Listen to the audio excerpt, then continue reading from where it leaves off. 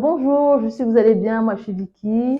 Je suis ta diététicienne et ta coach sportive. Et je te présente Roberto qui est ma plante. Voilà.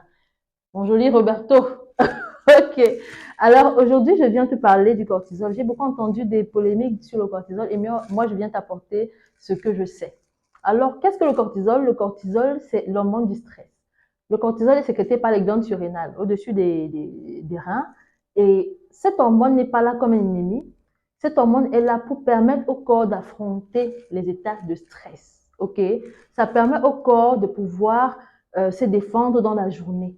Mais alors, quelle est l'influence du cortisol dans la prise de poids? Déjà, il faudrait déjà savoir qu'il y a des associations d'hormones qui ne donnent pas. Le cortisol et l'insuline. Je t'explique. Quand tu es en stress, il faut bien que le corps se défende. Donc, quand le cortisol est sécrété, il va chercher, par le phénomène de la néoglycogénèse, je t'explique terre à terre, il va chercher dans les protéines du muscle, ce qui n'est pas très avantageux pour celui qui fait de la muscu, et dans les tissus adipeux, donc les tissus de graisse, et forme de l'énergie, il forme du sucre. Mais une fois que il forme du sucre pour que le corps puisse se défendre, avoir de l'énergie, il y a l'insuline qui est sécrétée. L'insuline, c'est l'hormone qui vient stocker, l'hormone du stockage, il vient prendre le sucre dans le sang pour éviter d'avoir des maladies métaboliques comme le diabète. Il stocke ça dans les cellules et ce qui fait en sorte que quand l'insuline est élevée dans le sang, il a plutôt un rôle de stockage. Quand il est bas, il a un rôle de déstockage.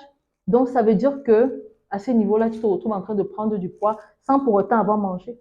Maintenant, qu'est-ce que tu peux faire pour ça? Parce que c'est en fait ça. Quelle est la solution? La solution, c'est de revenir au calme. Les bases déontologiques dans le coaching sportif demandent toujours de revenir au calme. Donc, je t'explique. Ça veut dire que si ce que tu fais une séance, tu mets déjà le corps en stress, le cortisol est sécrété et tout, tu te lèves directement, tu prends ton sac, tu pars, tu as tellement de choses à faire, après tu pars, tu manges vite et tout. Et tu te demandes pourquoi tu prends du poids. Parce que le cortisol est sécrété, s'en fait qu'être sécrété. Et quand c'est sécrété, il y a le sucre dans le sang, l'insuline vient, il fait son travail et après tu te retrouves, tu ne perds pas de poids malgré tous les efforts que tu peux faire. Tu vois, brièvement, c'est ça. OK?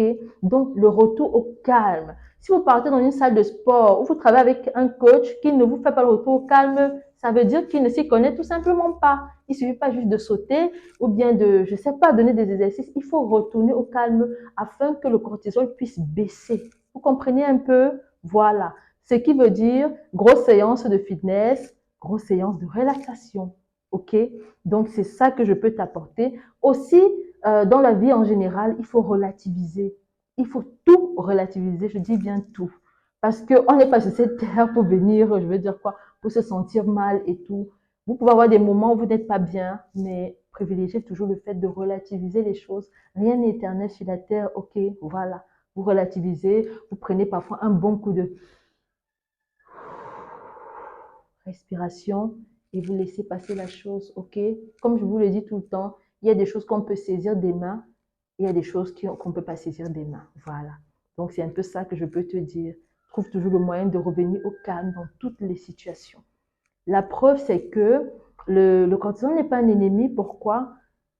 La plupart des cas de burn-out, c'est souvent parce qu'il n'y a plus de cortisol. Il n'y a plus de cortisol.